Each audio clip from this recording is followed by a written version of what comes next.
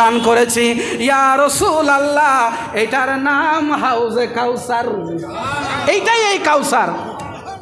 ইয়া রাসূলুল্লাহ, এই হাউজে কাউসার থেকে যে একবার পানি পান করবে, ওই ব্যক্তি জীবনে আর কখনো পানির পিপাসা হবে না।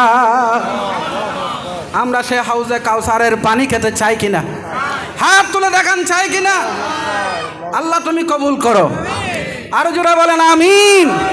আমার রাসূল বলেন, আকাশের মধ্যে যত তারকা আছে, তারকা পরিমাণ কতগুলো হাউজে কাউসারের পানি খাবার জন্য পাত্র দেওয়া হবে। আমি একটা পাত্র দিয়া আমার একজন উম্মতকে পানি পান করাবো। ডেকে ডেকে বলবো, আয় উম্মত আসো, কাউসার পান করো, কাউসার পান করো, কাউসার পান করো। আমরা যারা মক্কা শরীফে গিয়েছি, মদিনা শরীফে গিয়েছি, জমজমের পানি পান করেছি, আর কিয়ামতের মাঠে আমার নবীর নূরানি হাতে আমাদেরকে কাউসার পান করাবে। আমার নবী কিছু মানুষকে ডাকবে।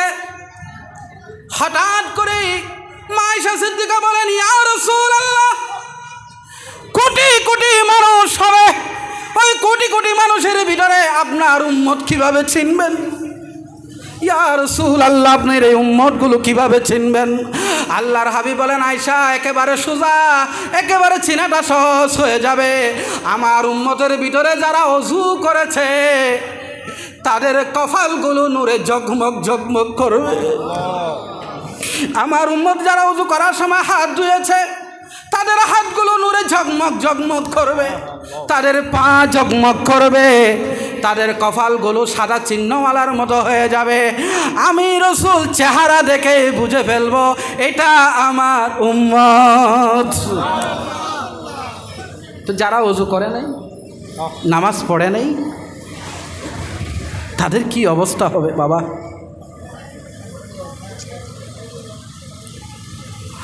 আল্লাহর হাবিব পানি পান করাতে করাতে হঠাৎ করে দেখা যাবে পর্দা পড়ে গেছে, হিজাব পড়ে গেছে। আল্লাহর হাবিব বলবেন, হায় হায় কি হলো? ফাকুলু, অত্যন্ত গুরুত্বপূর্ণ আলোচনা, এখন মনোযোগ আছে তো আপনাদের? পানি পান করাতে করাতে হঠাৎ করে একটা পর্দা এসে যাবে। আল্লাহর হাবিবকে বলা হবে, ইয়া রাসূলুল্লাহ, এদেরকে পানি পান করায়েন না। কে বলবে? রব্বুল আলামিন বলেন, কে বলবে? ফাকুলু ইয়া রাব ইন্নাহু উম্মতি ফায়ুকালু ইন্নাকা লা তাদরি মা আখদাসু বাদাক। আল্লাহর হাবিব বলেন, আয় রব, পর্দা এসে গেল কেন? এরা তো আমার উম্মত। আল্লাহ বলবেন, ইয়া রাসূলুল্লাহ, আপনি জানেন না, আপনার ইন্তেকালের পরে এরা আপনার উম্মতেরা, নামদারি উম্মতেরা, এরা আপনার দ্বীনের মধ্যে নতুন নতুন মতবাদ সৃষ্টি করেছে। অত্যন্ত গুরুত্বপূর্ণ, ভালো করে শোনেন।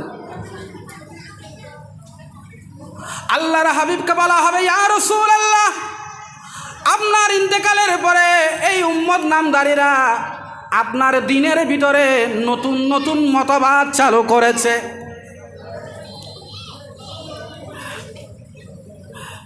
আপনার উম্মতের ভিতরে ফেরকা তৈরি করে দিয়েছে,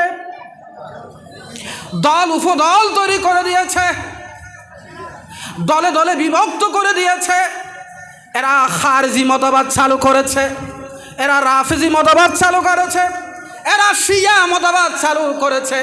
কেউ জবরিয়া, কেউ কদরিয়া, কেউ মুতাজিলা, কেউ কাদিয়ানি, কেউ আহলে কোরআন, এরা আহলে হাদিস। এরা নতুন নতুন মতবাদ সৃষ্টি করেছে। কেউ বলেছে নবী শেষ নবী না, নবী শ্রেষ্ঠ নবী। কেউ বলেছে কবিরা গুনাহ করলে জাহান্নামে হয়ে যাবে, আর যেতে পারবে না। শিয়ারা বলেছে আবু বকর কাফের, উমর কাফের, উসমান কাফের। এরা বলেছে আহলে হাদিস, এরা আপনার কলমা থেকে আপনার নামটা বাদ দিয়ে দিয়েছে। আসা না নাই? ইয়া রাসূলুল্লাহ, এরা নতুন নতুন মতবাদ সৃষ্টি করেছে, আপনার দ্বীনের মধ্যে পরিবর্তন করে দিয়েছে। আল্লাহর হাবিব বলবেন সোহকান সোহকান সোহকান সোহকান লিমান কাইয়ারাবাদি, দূর হয়ে যাও, দূর হয়ে যাও, তোমরা আমার দ্বীনের মধ্যে নতুন নতুন মতাদর্শ চালু করেছ। কেউ কাফেজি, কেউ শিয়া, কেউ আহারেজি, কেউ জবরিয়া, কেউ কদরিয়া, কেউ মুতাজিলা, কেউ আহলে কোরআন, কেউ আহলে হাদিস, কেউ ওয়াহাবি, কেউ ওয়াহাবি মতবাদ চালু করেছে। এগুলোর সাথে দ্বীনের কোনো সম্পর্ক, আওয়াজ আরো জোরে বলেন, সম্পর্ক। দ্বীন হচ্ছে আহলে সুন্নাত ওয়াল জামাত। আহলে সুন্নাত ওয়াল জামাতের বাইরে যা আছে সব বাতিল, সব বাতিল, সব বাতিল। আসল দ্বীনের নাম আহলে সুন্নাত। বলেন আহলে সুন্নাত, আহলে সুন্নাত। অতএব হাউজে কাউসারের পানি পান করবে সুন্নি। কারা? সুন্নিরা।